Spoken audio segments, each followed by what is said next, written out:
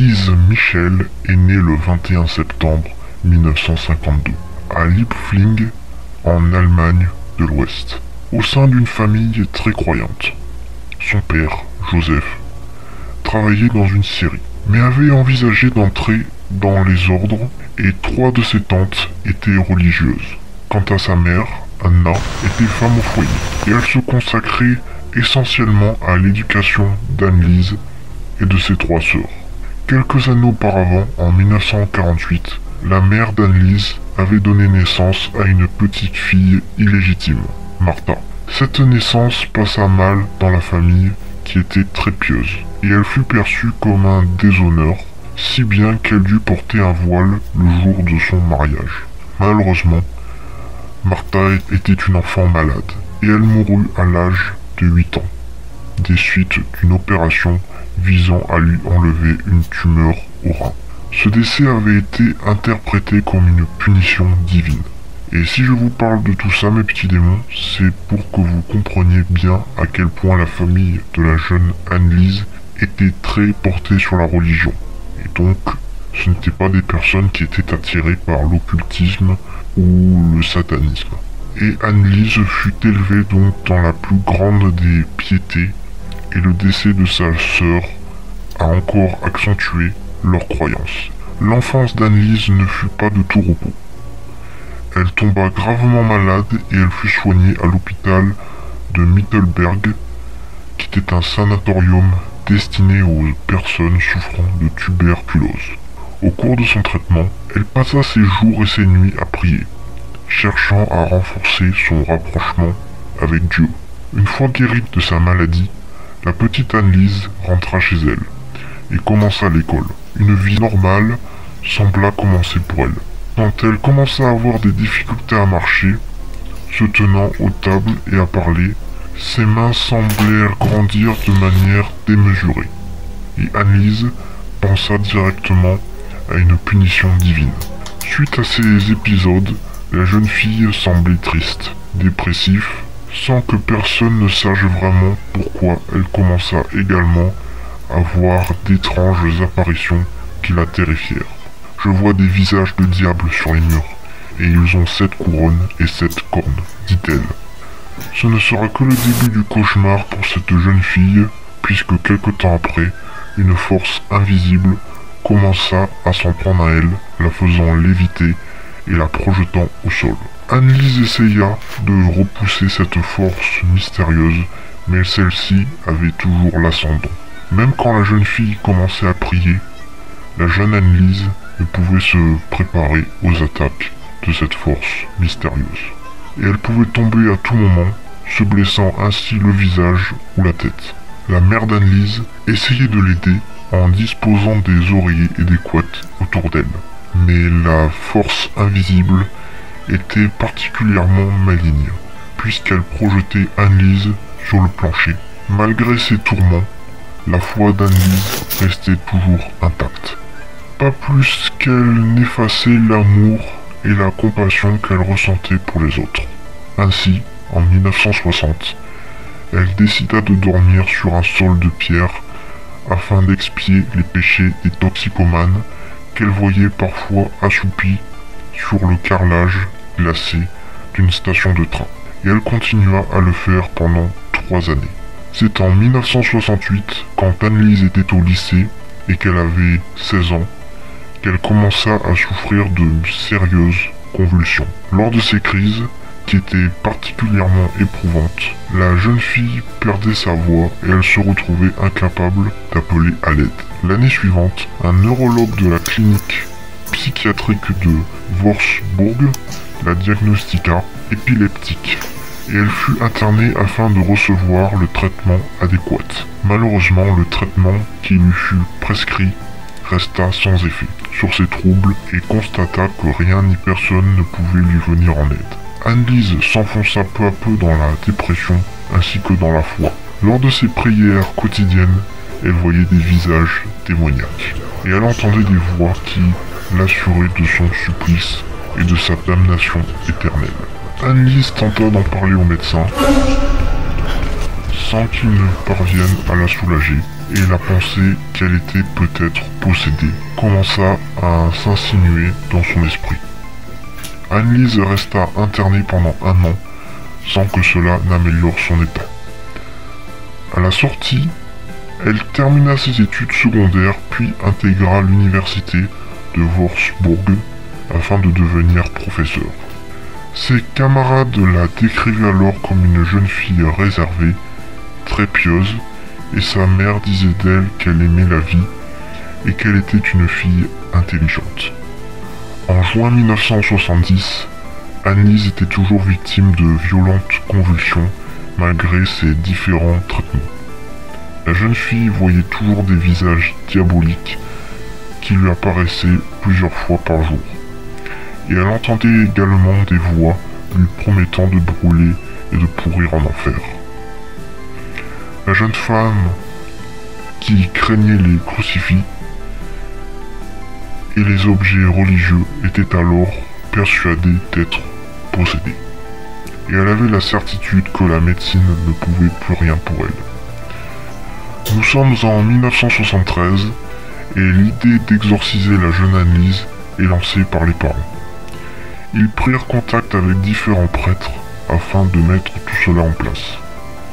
Cependant, celle-ci ne présentait que peu de signes formels d'une possession. Ces signes sont par exemple parler une langue étrangère, voire morte, comme le latin, sans la connaître, ou évoquer des secrets ou du moins des choses dont on est censé ne pas savoir, ou faire preuve d'une force inexplicable, ou montrer une répulsion pour les choses saintes et religieuses, etc. Les prêtres leur conseillèrent de continuer à lui donner son traitement, pensant que ceci suffirait à la sauver. Cependant, l'un des prêtres, le père Arnold Renz, a tout de même voulu aller plus loin. Afin de connaître la vérité, il envoya alors la jeune fille consulter de nombreux médecins et des psychiatres. Sans succès. Un nouveau traitement médicamenteux fut prescrit à Anne-Lise, qui commençait à avoir des idées suicidaires. Ces nouveaux médicaments n'apportèrent cependant aucun changement dans son comportement. Nous sommes en 1974 et le père Renz examina une nouvelle fois Anne-Lise et constata que son état de santé s'était encore aggravé. C'est à partir de cet examen qu'il accepta de pratiquer un exorcisme sur Anne-Lise. Afin de procéder au rituel, il devait demander l'autorisation à son évêque, qui lui a refusé. Mais devant le désespoir de la jeune Anne-Lise et celui de ses parents, le prêtre finit par céder et il décida de tenter malgré tout. Le jour de l'exorcisme, le père Renz ordonna mentalement au démon de sortir du corps de la possédée. Mais aussitôt, Anne-Lise se jeta sauvagement sur le père et lui arracha son chapelet, afin de le détruire. Normalement, aucun démon n'aurait dû être capable de toucher cet objet, car seuls les plus puissants d'entre eux osaient s'approcher des symboles religieux. Suite à cette première tentative d'exorcisme, les crises d'Anne-Lise se firent alors encore plus violentes. Les journées sont ponctuées par des hurlements et des insultes envers les membres de sa famille. Elle brisait les crucifix ainsi que les représentations du Christ. Le père Renz, dépassé par les événements et la situation, appela le père Ernst Alt pour le seconder. C'est ainsi que plusieurs exorcismes seront pratiqués sur Anne-Lise, mais sans aucun résultat.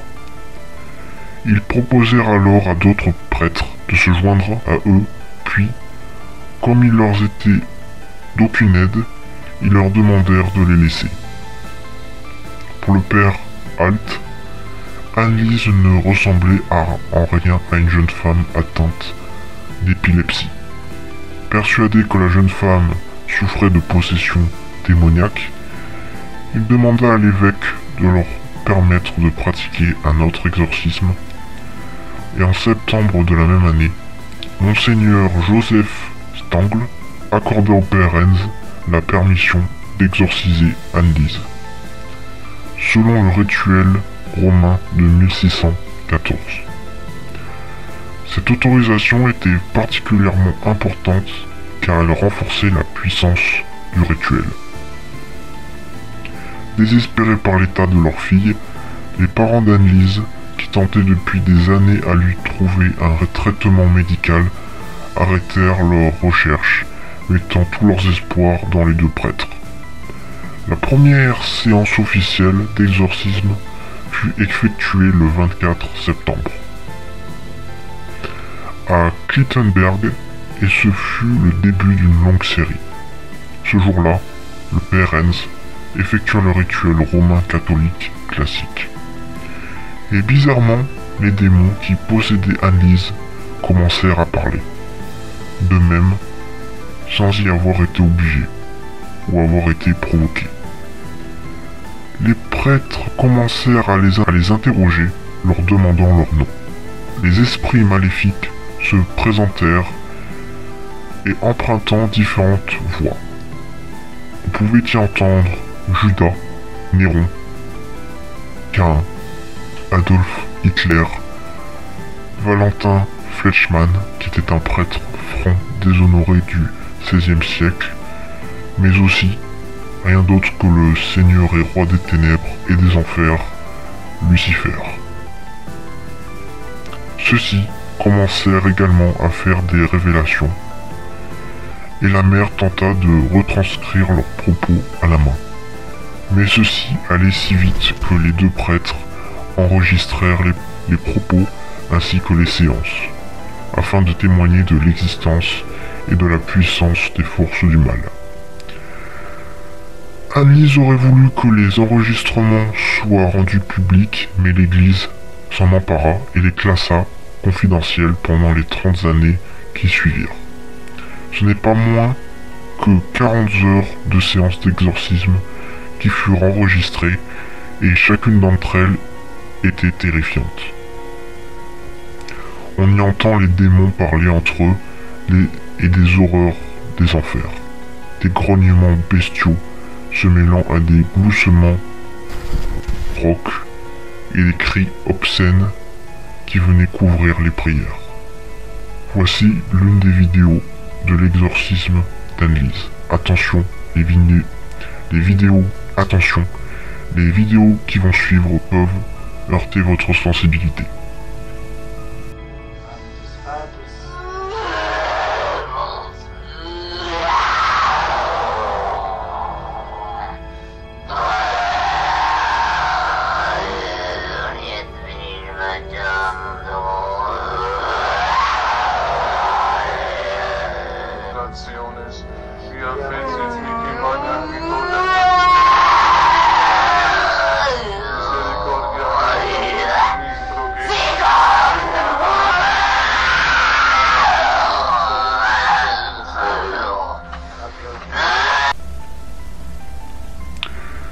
Les séances qui suivirent étaient d'une telle violence qu'il fallait souvent 3 hommes pour maintenir Anne-Lise, et parfois, ils étaient même obligés de l'attacher. Le regard d'Anne-Lise changeait, et s'emplissait de haine envers les prêtres. Elle affirmait voir des démons danser et sauter devant elle, mais personne d'autre ne les voyait. L'état de santé de la jeune Anne-Lise s'aggrava encore plus, et celle-ci commença alors à déchirer ses vêtements, boire sa propre urine et manger des araignées et divers insectes. Dans les moments de calme, Anne-Lise retrouvait une vie normale et continuait à suivre ses cours à l'université, tout en préparant sa thèse. Elle était en pleine possession de son esprit et de ses moyens, mais le doute subsistait quant au fait qu'elle ne soit pas seule.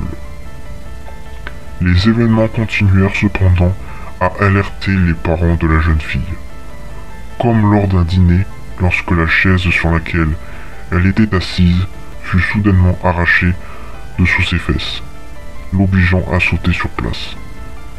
Son père avait alors pris l'habitude d'aller chercher une carafe d'eau bénite pour calmer sa fille. Sauf qu'Annelise attrapa l'eau bénite pour la jeter sur son père. La carafe s'arrêta en plein vol et retombant lentement. Annelise faisait également souvent bouger les tables et les chaises et détruisait tous les chapelets qu'elle apercevait. Un jour de 1973, lors d'un pèlerinage à San Damiano, en compagnie d'une amie de la famille, mademoiselle Thea Hein, Annelise ne put passer devant une icône du Christ et elle refusa catégoriquement de boire de l'eau d'une source sacrée.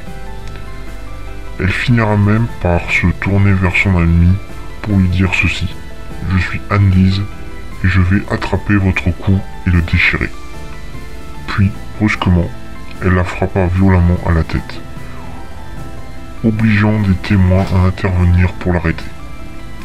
Ses cris étaient tels que la jeune femme s'en prenait assez souvent à ses sœurs, mais aussi à son petit ami, Peter. Celle-ci les jetait violemment au sol, les martyrisait durant des heures. Peter était souvent chez eux et assista donc à de nombreuses manifestations inexplicables. Elle blasphémait assez souvent tout en devenant très agressive. Elle alla jusqu'à se fracasser la tête à travers une fenêtre pour au final passer sa journée du lendemain à prier sans se stopper. Parfois, la force invisible la jetait contre les murs, et ces manifestations lui laissaient des traces sur l'entièreté de son corps, dont le visage qui était recouvert d'échymose. Ses yeux étaient enflés, si bien qu'elle ne voyait pas très bien, et ses dents étaient pour la plupart d'entre elles cassées. Annelise devenait peu à peu méconnaissable, comme en attestent les photographies prises tout au long de son calvaire. Un dimanche, lors d'une promenade en voiture avec son petit ami, afin d'aller visiter le Paradise Mile, l'état d'Annelise s'aggrava.